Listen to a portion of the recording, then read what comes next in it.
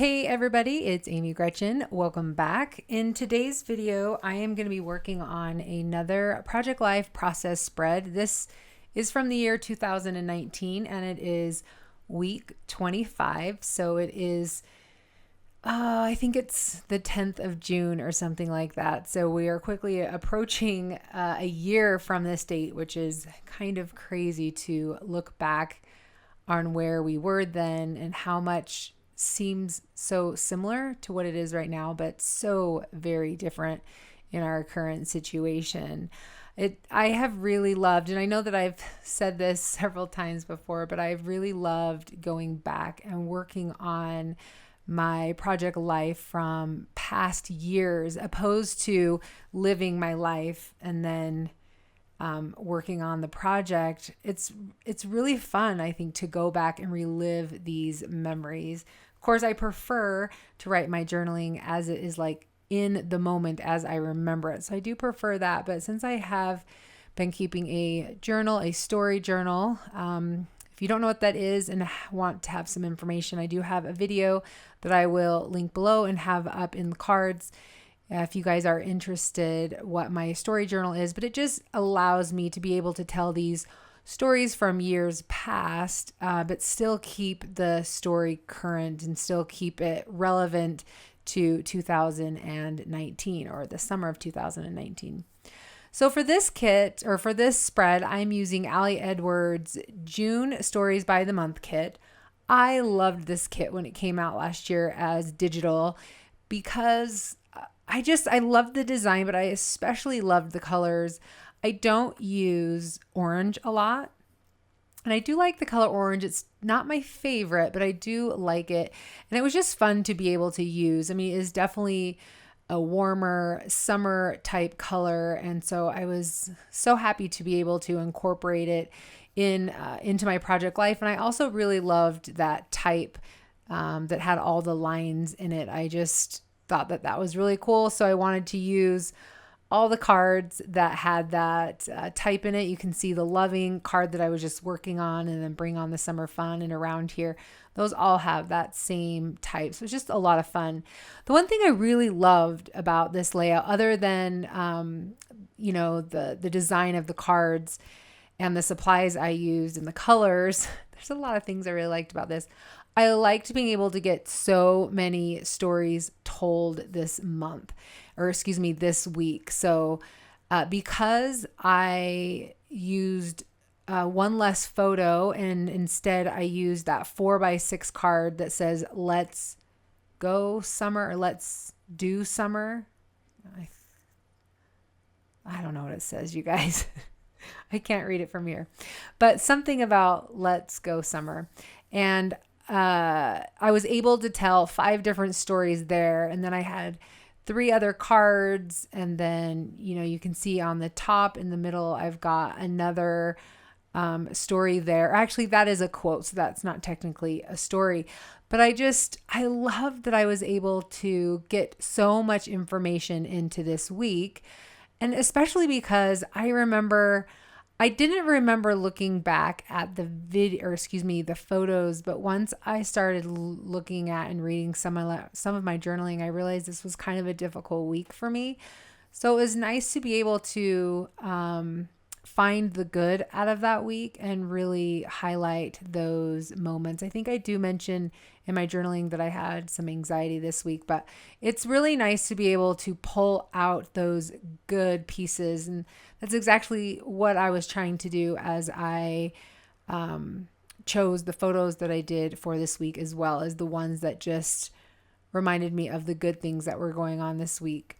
All right, so as I'm rambling, let's talk about what I am doing in the actual layout here. So I really struggled with what I wanted to do with the title card. I just could not quite get there. The card in the kit that you saw me use that had all that foliage, I liked it. It just felt really busy for this spread with my photos and all the journaling. And so I didn't want to use it. And so I was trying to figure out maybe a way I could incorporate some of the stamping you saw that I kind of pulled out that leaf stamp, which I thought was super cool that that was included, because I don't believe it was included in the digital kit last year. So I liked that they created that for the stamp set. It's really nice to be able to use more graphic shapes instead of, just words and whatnot. So I really like that. So I was trying to figure out a way that I could incorporate it and make my own card. And honestly, at the end of the day, I just felt like I was maybe spending a little bit too much time on this spread, and that in the end, I was just going to do something different. And you'll see that I actually end up doing something that I did fairly recent, which is stacked date stamping. And I just, you know what, the truth is I can't get enough of it. Like, I like the look of that, and I think it's so fine to do that look on every spread if you wanted. In fact, I think that could be really cool if that's what you did every year. And I probably shouldn't be talking about it till you can actually see it and visualize and know what I'm talking about. But if you love something, there's no reason why you should not repeat it. And there's no reason why you shouldn't repeat it every week if you like something enough. I know there are people out there that do gratitude every week and they use the same gratitude card.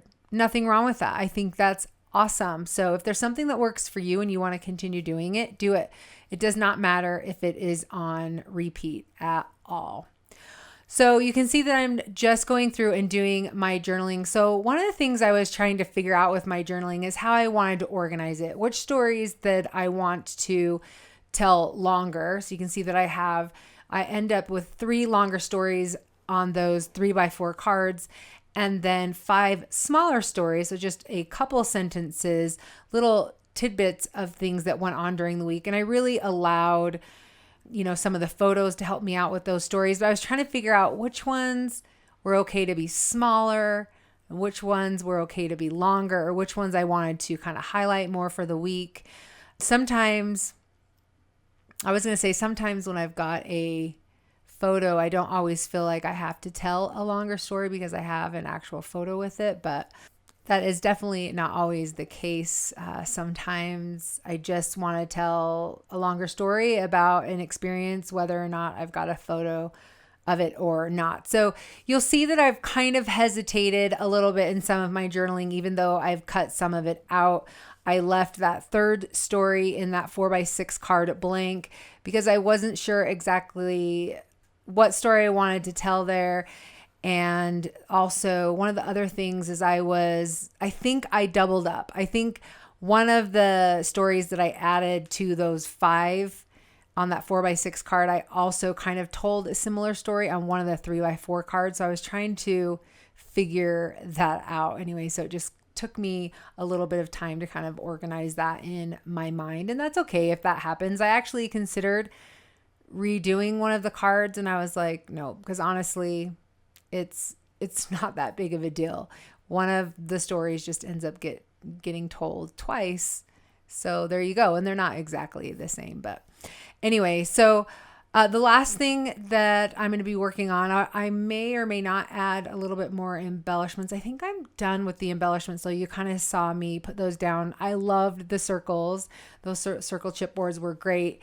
And I did hesitate to use the 1 through 5 because I thought it would be really cool to do a layout with a 1 through 10, but I'm all about using your supplies. So I went ahead and used them.